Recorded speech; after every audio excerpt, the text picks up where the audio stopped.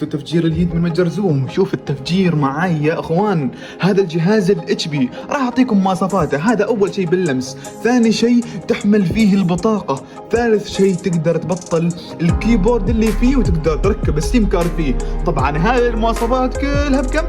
بس ب90 ريال يا حبيبي. وطبعا فيه الكور الام 3، ايضا 4 جي بي رام، وايضا 128 جي بي اس اس دي فقط ب90 ريال. كان ب 120 وصار ب60 ريال. واسمع معاي الجهاز الثاني من جهاز الماك بوك.